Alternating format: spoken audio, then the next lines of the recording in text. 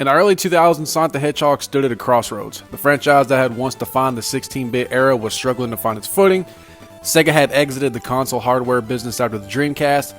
Sonic Team was experimenting heavily with 3D gameplay, and fans were divided on what Sonic should be in the modern age. But while all eyes were on big experimental console titles like Sonic Adventure and Sonic Adventure 2, something unexpected was happening on a small, handheld system. A system not made by SEGA.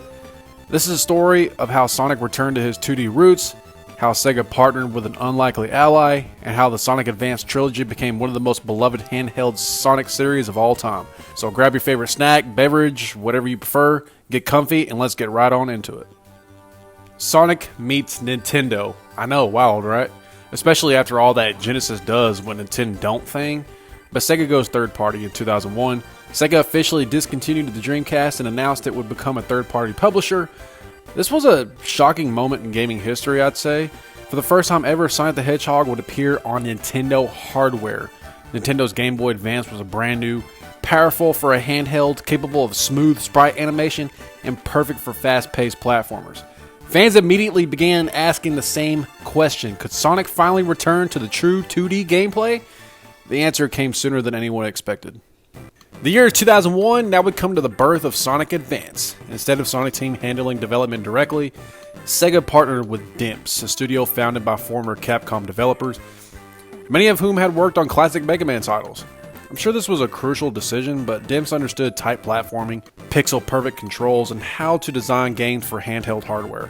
SEGA and Sonic Team supervised the project, of course, ensuring it stayed true to Sonic's identity. Advance was designed with a clear goal: recreate the classic Genesis Sonic feel, modernize it with smoother physics and animations, and adapt it to a widescreen handheld format. The game used original level designs, not remakes, which instantly set it apart from earlier handheld Sonic games like the Game Gear titles. As far as gameplay and features go, it had classic speed-based platforming, large open level with verticality, and special stages accessed by collecting rings. And what about playable characters? Oh yeah, Sonic, Tails, Knuckles, Amy Rose, which by the way was a major first time for 2D Sonic. Amy's inclusion was especially notable. She played slower but focused on combat, showing the series was willing to experiment. Now what about the reception and impact? Sonic Advance was a huge success. Critics praised things like the faithful 2D gameplay, smooth animations, the excellent music, and strong level design. Fans saw it as Sonic's true 2D comeback. SEGA had found something special. Now let's fast forward a year later to 2002, with the success of the first game. Development of a sequel began almost immediately.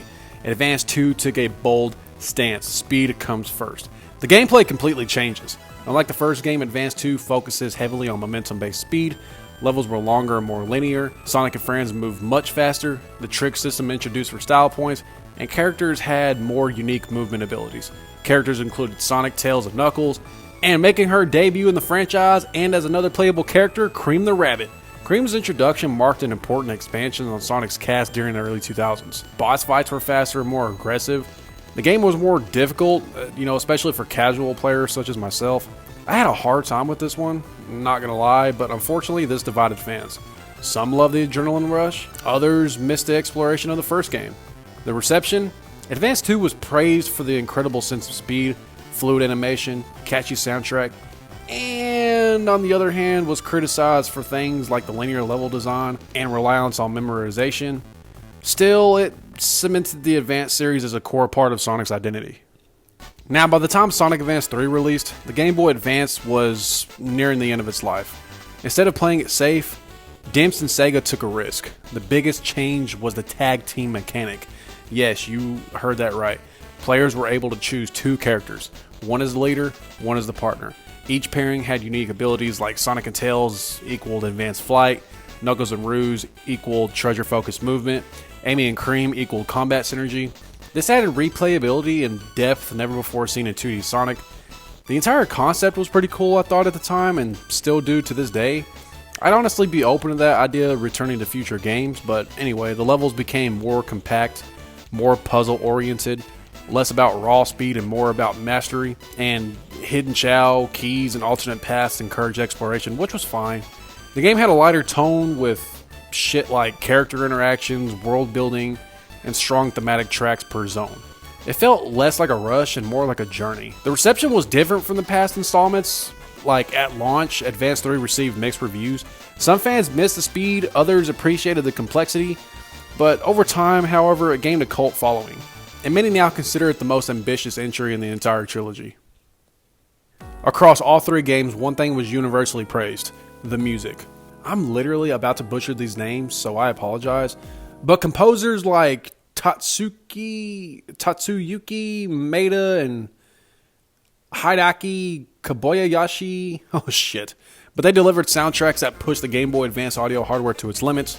It used energetic melodies and strong bass lines, and they're still remixed and celebrated today. Visually, these games featured bright expressive sprites, smooth animations, and one thing that stands out, to me at least, are detailed backgrounds that were rarely seen on handhelds at the time. The Sonic Advance games proved that 2D Sonic still worked, handheld Sonic could be excellent, and new characters could be introduced successfully. These games actually directly influenced games like Rush, Color DC, and even Mania. Do fans still love them today? Yes, at least I believe so.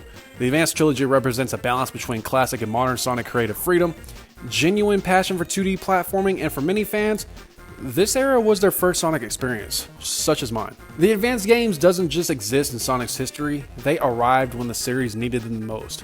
At a time when Sonic was experimenting, evolving, and sometimes stumbling, these handheld titles quietly proved that the heart of the franchise was still alive. They showed that speed, style, and smart level design could thrive outside of consoles and even outside of Sega's own hardware. For many players like myself, Sonic Advance wasn't a spin-off. It was Sonic. First memories, first soundtracks, first time outrunning the screen.